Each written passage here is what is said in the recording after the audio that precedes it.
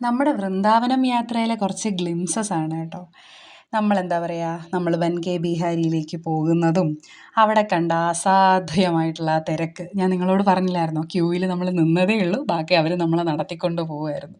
പിന്നെ ദേ വമ്പൻ ഹൈപ്പുമായിട്ട് നമ്മുടെ വമ്പൻ പ്രതീക്ഷകളുമായി പൊട്ടിപ്പോയ നമ്മുടെ ബദാം മിൽക്കും, കണ്ണിൻ്റെ മുമ്പിൽ നമുക്ക് എന്നും ഒരു വിഷമമായിട്ട് അവശേഷിക്കുന്ന കാണാൻ പറ്റാത്ത ആ പ്രേം മന്ദിറിലേക്കുള്ള വഴിയും, പിന്നെ നമ്മൾ ലാസ്റ്റ് വന്ന നമ്മുടെ ഇസ്കോണിൻ്റെ ശ്രീകൃഷ്ണ ബലരാമ ക്ഷേത്രവും അവിടുത്തെ ആ ഒരു താഴെയുള്ള കുറേ രൂപങ്ങൾ വെച്ചിട്ടുള്ള ആ ഒരു ഏരിയയും, പിന്നെ അവിടെ മൊത്തം മുഴങ്ങി കേൾക്കുന്ന ആ ഒരു ഹരേ കൃഷ്ണ ഹരേ കൃഷ്ണ കൃഷ്ണ കൃഷ്ണ ഹരേ ഹരേ എന്നുള്ള ആ ഒരു ധ്വനികൾ മാത്രം നിറഞ്ഞു നിൽക്കുന്ന ആ ഒരു അറ്റ്മോസ്ഫിയർ, അതിൻ്റെ ഒരു കാംനെസ് ഉണ്ടല്ലോ, അത് നമുക്ക് തരുന്നൊരു ഫീലുണ്ടല്ലോ, അതാണ് ആ യാത്രയിലെ ഏറ്റവും മനോഹരമായിട്ടുള്ള ഒരു ഓർമ്മ കേട്ടോ.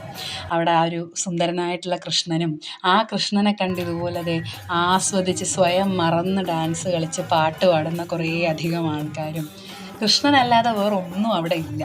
കൃഷ്ണനെ ചുറ്റിപ്പറ്റി നമ്മൾ ആരാണെന്നോ നമ്മൾ എന്താണെന്നോ ഒന്നുമില്ല, കൃഷ്ണൻ മാത്രം. കൃഷ്ണനെ ഇങ്ങനെ ഭജിച്ചുകൊണ്ടേയിരിക്കുന്നൊരു സ്ഥലം. എന്ത് മനോഹരമായിട്ടുള്ളൊരു യാത്രയായിരുന്നു, ഏറ്റവും ജീവിതത്തിൽ ഓർക്കാൻ സുഖമുള്ളൊരു യാത്ര.